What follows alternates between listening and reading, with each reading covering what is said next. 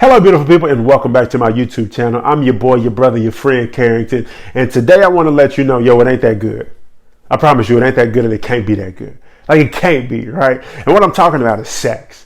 And the reason why I'm talking about sex and why it can't be that good is because, and I'm talking specifically to my men, but I know it's some women out there that can relate and connect to this, and this is going to affect you and be talking to you as well. As men, when we talk about sex and the sexual conversation comes up in a relationship, a lot of times we find ourselves in situations where, whether we see it or not, we're showing signs or perspectives that say, hey, I value sex more than you. I value sex more than our commitment. I value sex more than our future. And that's a problem. A prime example is this. I have a client, him and the young lady he's in a relationship with. I've been working with them, just helping them with some stuff, deal with some issues, deal with some problems, deal with some perspective, and really help them gain understanding for each other, empathy for each other, and just allowing them and do what I can on my part to help them grow together as a couple and individually as individuals. And so last week I did a session with just the male.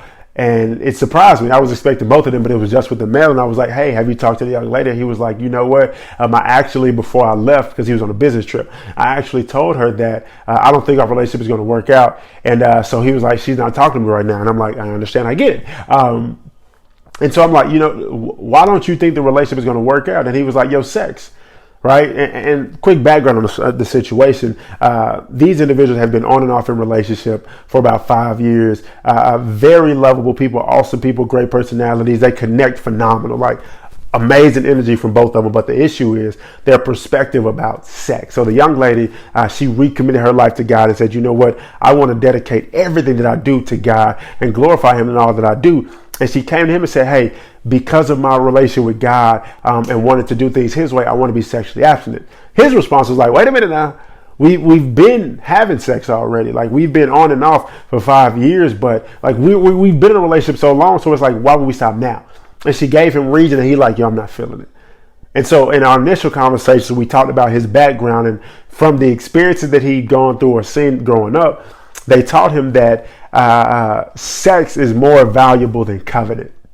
Sex is more valuable than commitment. Sex is more valuable than the individual that you're in a relationship with. Therefore, if you're not getting it there, it's okay to go somewhere else.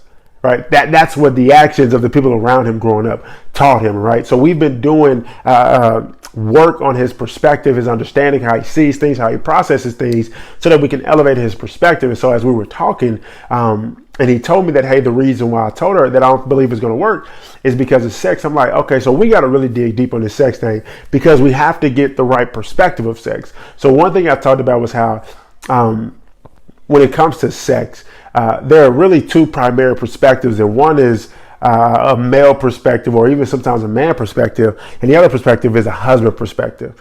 And so one perspective says, hey, sexual intercourse is about excitement. Sexual intercourse is about entertainment. And the other perspective says sexual intercourse is about intimacy, becoming closer, growing together, and being one in unity, right? And so we talked about that, and we discussed that thought process, that perspective. But then we went on to talk about his friendships, his relationships, what his friends have been saying about the situation, and we just talked for a long time just about perspectives, the truth about sex, the experience of sex, why it's so valuable. And then we got to the end of the conversation. And when we got to the end of the conversation, I said, what I want you to do is pull out a piece of paper, and I want you to write down what this woman asked to you.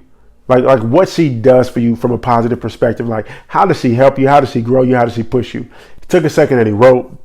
I asked him, what did he write down? And he said, she adds to me in the sense of she pushes me to be great. Like, she has high expectations of me and don't judge me for these expectations. Like, she loves me unconditionally, and she really desires for me to be the best me that I could possibly be. I'm like, that's awesome. So I said, now I want you to take a second and write down what she's taking away from you.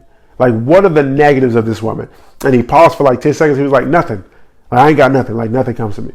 I'm like, really? He said, no, like nothing. Like, she's a phenomenal person, an amazing person. I said, okay, well, let me ask you this. When you think about a wife, when you think about the woman that you desire to spend the rest of your life with, what that experience would be like, how she makes you feel, what she does for you, in comparison to that image of a wife, how does she compare to that? And he was like, oh, she is that image. Like, she is what I desire in a wife. Like, she is exactly what I want in a woman that I'm going to spend the rest of my life with. And so I said, okay, got you. So what about the mother of your children? When you think about the woman that you would desire to raise your child, who you can entrust to raise your children and have them go and be trained to be phenomenal and successful people in the world, how does she compare to that? And he was like, she is that. Like, when I think about the qualities of that phenomenal mother that I would desire to raise my children, she is that. And so I said, well, wait a minute. Does it really make sense to you? And I want you to think about this, brother. I said, does this really make sense to you that you just told me that she is exactly what you want in a wife? She is exactly what you want in a mother to raise your children. But you said that you don't think this relationship could work because you're not willing to stop having sex? And that's a big problem. What that says is, I value my now, how I feel in this moment, my emotions in this moment, and my sexual desires more than I value positioning myself to have a highly successful future relationship wise, right? What that says is I've been taught and trained that, hey, instant gratification is more important than delayed gratification. And so as we ended that call, I really kind of dug into him a little bit, because I'm like, you need to understand that everything that you desire, you already have access to. And you have to understand that because you already have access to it, there's no need for you to start a relationship over or pursue what you have right now in somewhere else just because she's asking you to be sexually abstinent. And then I started talking about the benefits of sexual abstinence for him. And so as I got to talking and we got to end of this call, he got real quiet, body language changed, and I could tell that he was thinking about what I was talking about. Right, I could tell that he started to get this perspective and started to elevate an understanding, because that's important, that's valuable. So I said all of that to say this: do not make decisions based off of how you feel in this moment. Do not make decisions based off of what you think in this moment that have the capacity and the ability to destroy and alter your future in a negative way. This individual is in a relationship with the woman that he said, she's the woman that I desire to spend the rest of my life with. She is that example and that perfect wife for me. She is that example and perfect mother of my future children for me. But he was willing to give it up for sex. And I need you to understand that sex is good, sex is a blessing, but it's not that important. Be willing to say no to your right now in order to say yes to your future. Why? Because your future will last longer than your now. Right? What you experience in future relationships, well, you will experience those things longer than what you feel and what you think right now. All right. So once again, delayed gratification is necessary in order for you to experience the relationship that you desire. And as important and as valuable sex is, it's only important and it's only as valuable and treated with the respect that it deserves when it's in the confines of marriage.